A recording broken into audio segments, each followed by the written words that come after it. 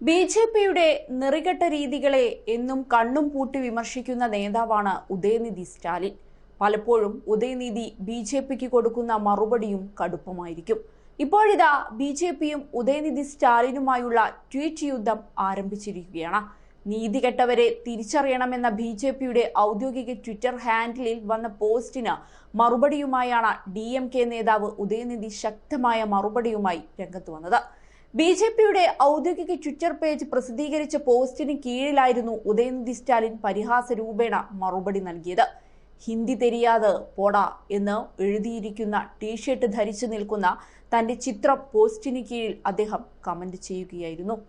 ഉദയനിധി സ്റ്റാലിനെ പോലുള്ള നീതികെട്ടവരെ തിരിച്ചറിയണമെന്ന് പറഞ്ഞുകൊണ്ട് ഉദയനിധിയുടെ ഫോട്ടോ ഉൾപ്പെടെ ഉപയോഗിച്ചാണ് BJP പോസ്റ്റ് ട്വിറ്ററിൽ വന്നത്. രാമക്ഷേത്രത്തെ വെറുക്കുന്ന ഇക്കൂട്ടർ സനാതനധർമ്മത്തെ അപകീർത്തിപ്പെടുത്തുന്നുവെന്നും BJPയുടെ പോസ്റ്റിൽ ആരോപിച്ചിരുന്നു.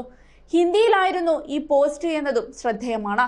നേരത്തെ തന്നെ സനാതനധർമ്മവുമായി ബന്ധപ്പെട്ട പരാമർശത്തിന്റെ പേരിൽ BJPയുടെയും ഹിന്ദു സംഘടനകളുടെയും കണ്ണിലെ കരടാണ് ഉദയനിധി സ്റ്റാലിൻ.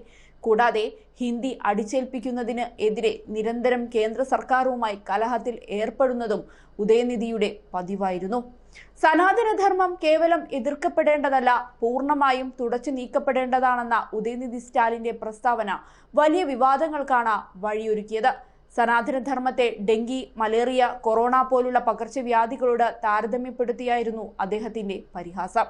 ഇതിന് പിന്നാലെ BJP നേതാക്കൾ ശക്തമായ പ്രതിഷേധവുമായി രംഗത്ത് വന്നിരുന്നു.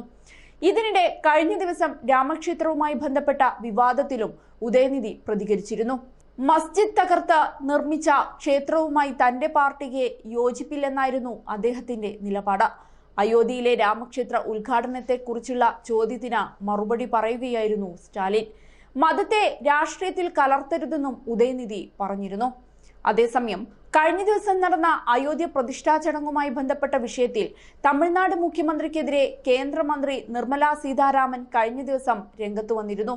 അയോധ്യയിലെ രാമക്ഷേത്ര ഉദ്ഘാടനത്തിന്റെ തത്സമയ സംപ്രേഷണം തമിഴ്നാട്ടിൽ നിരോധിച്ചിരിക്കുകയാണെന്ന് കുറ്റപ്പെടുത്തിയായിരുന്നു ധനമന്ത്രി നിർമ്മല സീതാരാമൻ എത്തിയത്. സ്റ്റാലിൻ സർക്കാരാണ് ഇതിന് പിന്നിലെന്നായിരുന്നു അവരുടെ ആരോപണം. രാമക്ഷേത്ര ഉദ്ഘാടനവുമായി ബന്ധപ്പെട്ട് തമിഴ്നാട്ടിൽ ചടങ്ങുകൾ നടത്തുന്നതിൽ നിന്ന് ക്ഷേത്രങ്ങളെ സംസ്ഥാന പോലീസ് തടയുന്നുവെന്നും നിർമ്മല ആരോപിച്ചിരുന്നു. അതേസമയം ധനമന്ത്രിക്കെതിരെ രൂക്ഷ വിമർശനവുമായി തമിഴ്നാട് സർക്കാർ ഉടൻ രംഗത്ത് വന്നു. സേലത്ത് നടക്കുന്ന DMKയുടെ യൂത്ത് കോൺഫറൻസിൽ നിന്ന് ശ്രദ്ധ തിരിക്കാനുള്ള ശ്രമങ്ങൾ മാത്രമാണ് BJP നടത്തുന്നതെന്നാണ് DMK ഇതിന് മറുപടി പറഞ്ഞത്. ഏതായാലും എല്ലാ തർക്കങ്ങൾക്കൊടുവിൽ രാമക്ഷേത്ര പ്രതിഷ്ഠാ ചടങ്ങുകൾ നടന്നു.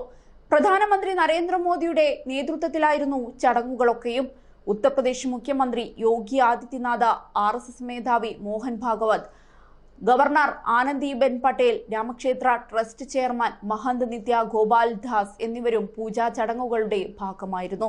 രാമക്ഷേത്രം ദിവസേന 2 സമയ സ്ലോട്ടുകളിലാണ് സന്ദർശകരെ സ്വാഗതം ചെയ്യുക. രാവിലെ 7 മുതൽ 11:30 വരെയും തുടർന്ന് ഉച്ചയ്ക്ക് 2 മുതൽ 7 വരെയും. ക്ഷണിക്കപ്പെട്ട 8000-ഓളം വിശിഷ്ടാതിഥികളെ സാക്ഷിയാക്കിയായിരുന്നു ചടങ്ങുകൾ നടന്നത്.